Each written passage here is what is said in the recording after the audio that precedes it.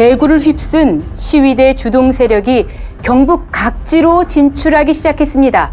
경북 외관에서는 10월 2일 밤 9시부터 소총과 수류탄, 낫과 창으로 무장한 천여 명이 집결하기 시작해 10월 3일 새벽 5시 50분쯤 외관 경찰서를 습격했습니다. 서장 장석한 경감의 눈을 파내고 혀를 자른 뒤 살해했습니다. 다른 4명의 경찰관도 도끼로 참혹하게 살해했습니다. 시위대원들은 장석한 서장을 전화손으로 묶어 시내를 한 바퀴 돌게 한 뒤 몽둥이로 때려 죽였습니다. 시신은 길거리에 내버려졌습니다. 선상군 시위대가 구미경찰서에 진입했습니다. 배상철 서장에게 경찰 권한을 인민위원회로 넘기라고 위협하고 경찰관들을 모두 유치장에 가뒀습니다.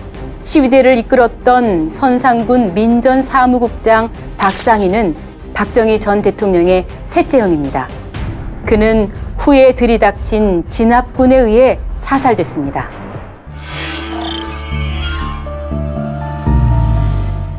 대구의 시위대가 전날인 3일 성주에 도착해 이 지역 좌익 계열 300여 명을 규합했습니다.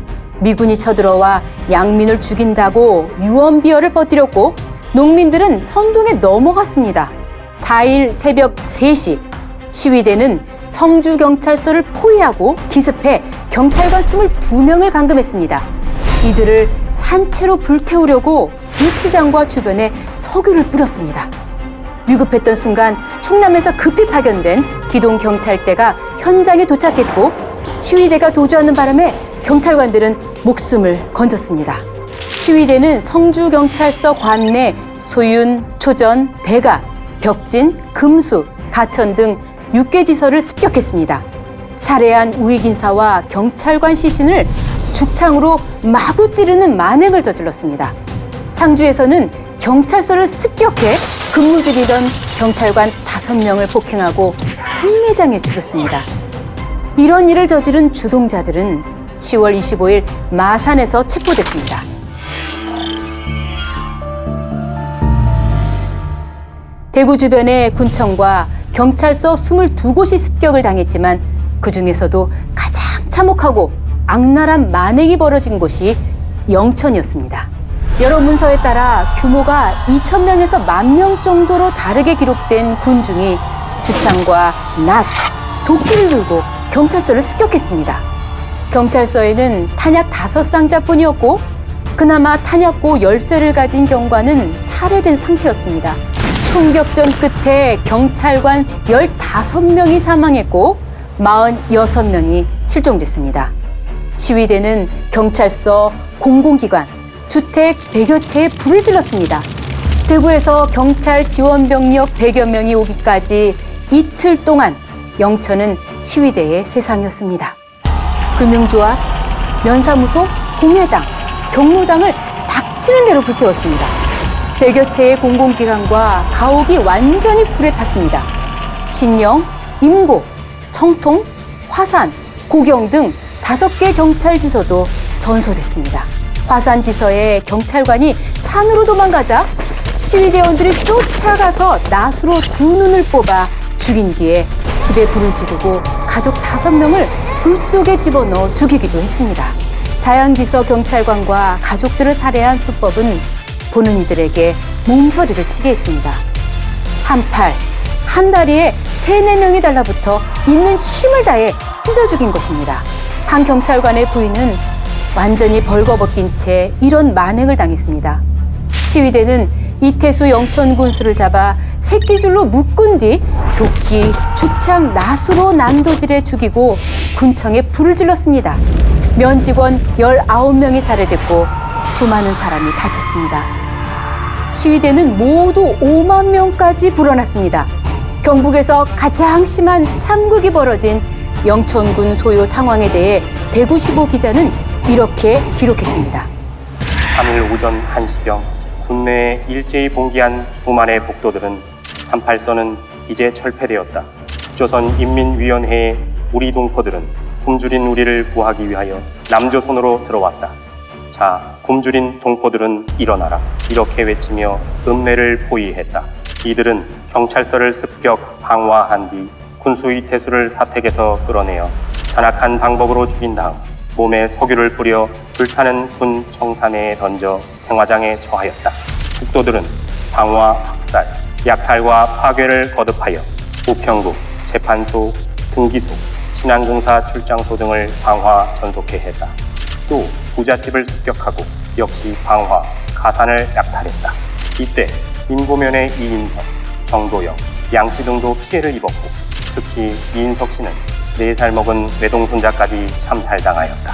국내 각 변사무소와 경찰지서는 물론 실령면 같은 곳에서는 성당, 교회, 소학교까지 불태워졌고 전도사까지 학살당하였다. 10월 8일 현재 국내 피해 상황은 전파가옥 200호, 반파가옥 약 1,000호, 병관을 포함한 광곡리 사망자 16명, 중상자 19명, 일반인 사망자 약 24명, 피해액 약 10억 원, 본소와 지서에 보관된 무기 전부가 탈취당했다고 한다. 총 5만여 명의 시위대가 경북군청 경찰서 22곳을 점령했고 대구 시내는 전쟁을 방불케 하는 상황이었습니다. 당시 미군정 정보 보고서를 보면 군중이 경찰의 몸을 칼과 도끼로 난자하고 큰 돌을 머리에 떨어뜨려 짓이기까지 했다는 기록이 남아 있습니다. 영천, 성주, 외관 등 피해가 가장 컸던 지역들 외에 다른 경찰서들도 참혹한 피해를 입었습니다.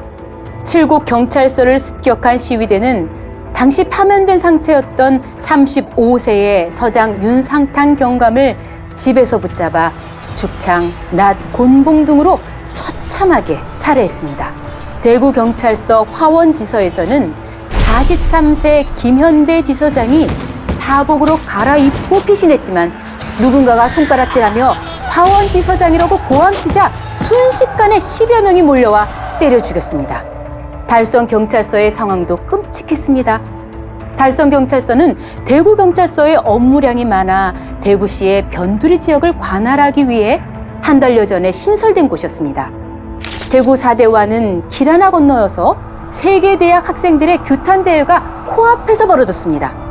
달성경찰서에서 경찰관 6명이 사망, 17명이 중경상을 입었고 가옥 107채가 파괴됐습니다. 미군 순찰대가 달성공원에서 경찰관 시신 7구를 발견했는데 발견 당시 2명은 숨이 붙어 있었지만 사지가 제대로 붙어 있지 않고 거세를 당한 참혹한 경우까지 있었다고 합니다.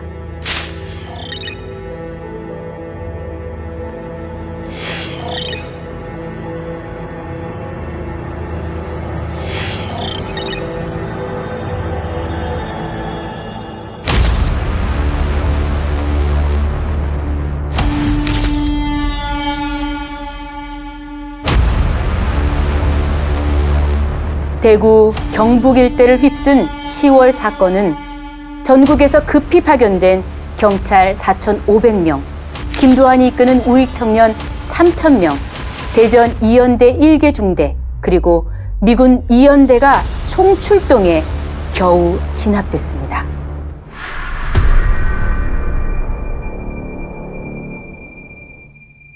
지금까지의 내용은 도서출판 휘선, 박윤식 저, 대한민국 근현대사 시리즈의 내용을 간략하게 정리한 것입니다. 공정하고 객관적인 역사의 기록이 이 책에 실려 있습니다. 대한민국의 근현대사, 옛날 얘기가 아니라 바로 오늘의 이야기입니다. 한반도에서 공산주의는 어떻게 뿌리 내렸나와 이승만은 누구인가 편도 많은 시청 바랍니다.